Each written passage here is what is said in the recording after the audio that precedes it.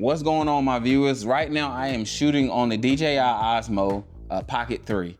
I love it. The video is not about the actual Osmo Pocket. It's actually about my bad boy right here, the FX6.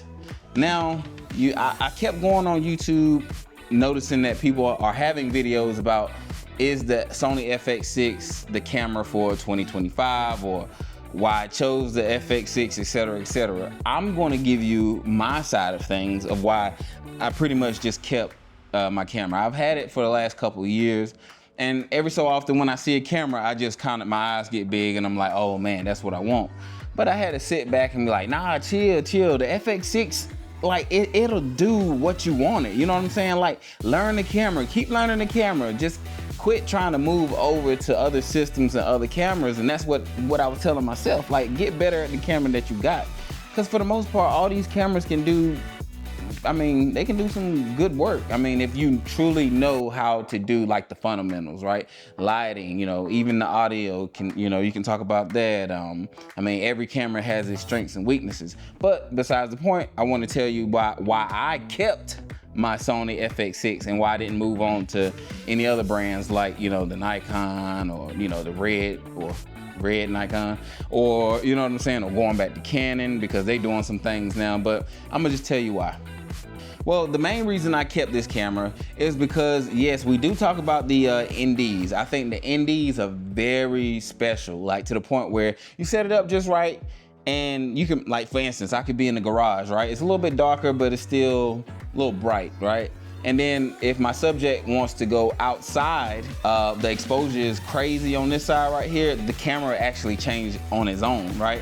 Not a lot of thinking, but there's other ways you can get around that if you don't have this, the FX6. But I will say that's one of the reasons why I did keep it, just because it makes things easier. Now, what I will say is you can not always trust the NDs to do the job for you. You know what I mean? You need to learn that yourself, just because in certain situations you don't need the camera thinking for you. You need to actually learn this stuff. So, but you know, sometimes I get a little lazy. So that was one of the reasons why I kept it. The NDs actually like changing on its own when I get a chance, or I can kind of like dial down the variable just a little bit. And that was one of the reasons I couldn't find another camera just like that in the price point, right? And that was pretty much one of the reasons why I kept it. Also too, the buttons. I love how I have so many buttons that I can configure to my style of shooting, right?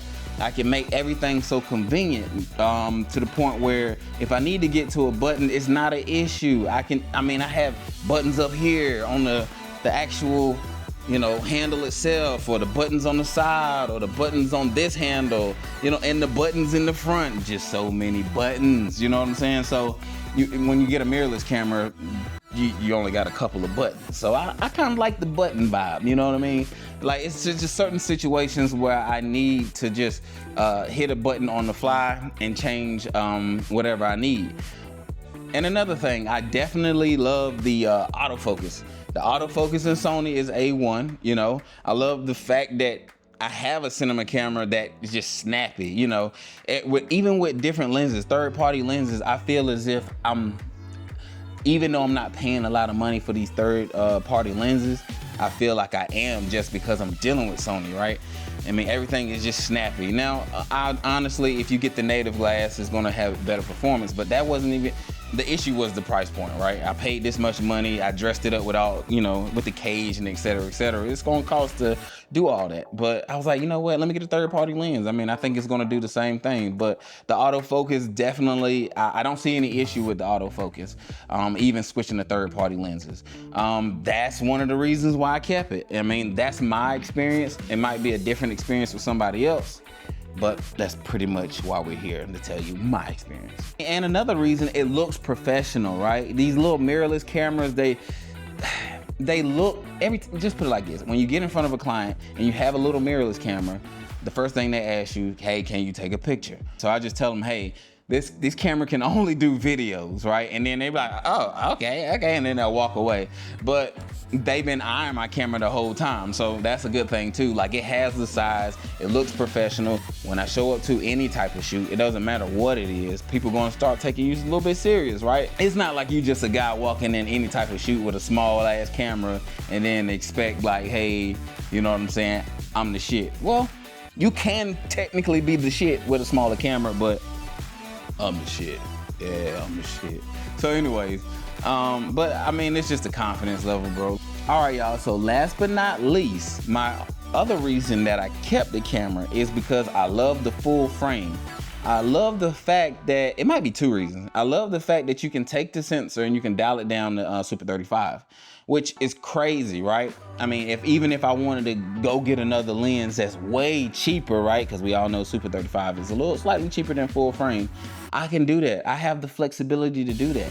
I will say too, I have more flexibility in like the zoom range, right? Because even on the rocker arm, which I'm gonna show you guys if y'all don't know, let's see if I can show you, like where the handle is, right? You have this little button right here that goes up and down. But guess what? I can pretty much take like a 24 mil, right? And zoom in optically or zoom in on the sensor pretty much, and it'll give me more. So I can pretty much walk around with 24 all day and just bump it up, and I'm technically rocking with like a 27 or a 28. I ain't do the math, but it's pretty close, right? I do look like that versatility. So pretty much did I just lose myself? All right, so anyways, even if I got like a prime lens, I pretty much can zoom in a little bit more and get more out of the camera, okay? So those are my two things.